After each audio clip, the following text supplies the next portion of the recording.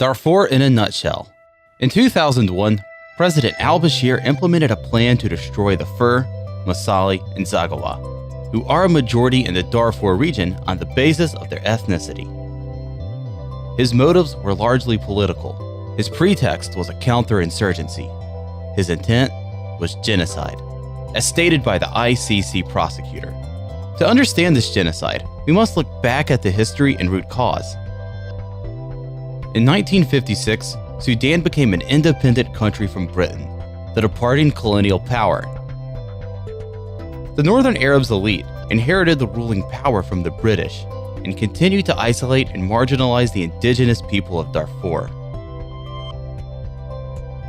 The northern ruling elites, representing about 5% of the country's population, centered the services and development in the capital Khartoum and other areas such as Port Sudan, while intentionally depriving the rest of the society, which is made up of ethnically indigenous African tribes, based on the policy of the ruling elite. In Sudan, being an Arab is regarded as an advantage, while being an indigenous African Sudanese is associated with inferiority. This ideology has been used to divide the Sudanese society for more than 60 years.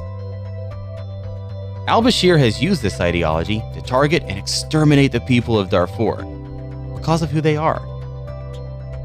His strategy consists of mobilizing, training, and arming the militia, also known as the Janjaweed, to carry out attacks.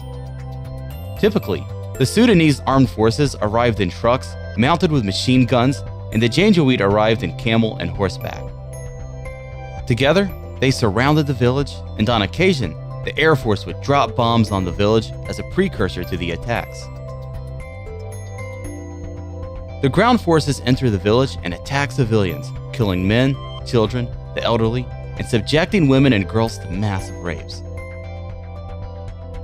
"Kill all the blacks and kill all the slaves" were slogans reportedly heard in Janjaweed militia's campaign against the African population in Darfur.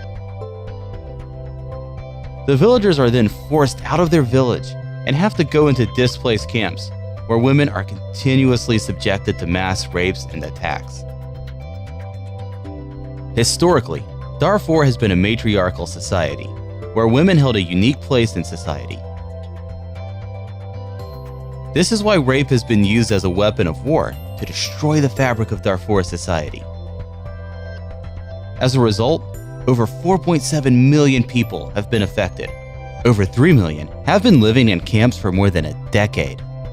In 2006, the UN estimated that over 300,000 people have been killed, but the number has increased in the past 10 years to nearly 1 million, without proper documentation. In 2004, the US declared the situation in Darfur an ongoing genocide. In 2009, the International Criminal Court issued 2 arrest warrants for al-Bashir, which included 10 counts of war crimes, crimes against humanity, and genocide. But he has yet to be arrested for his crimes. In 2016, a new surge of violence has begun.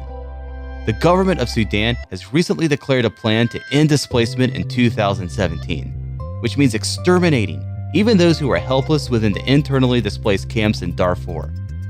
Al-Bashir has succeeded in isolating Darfur from the outside world to block information, and there is very limited media coverage about Darfur. This is a dangerous move, which represents the final stages of the Darfur genocide. Darfur needs our collective effort. You can help end the crisis and restore dignity for the people of Darfur.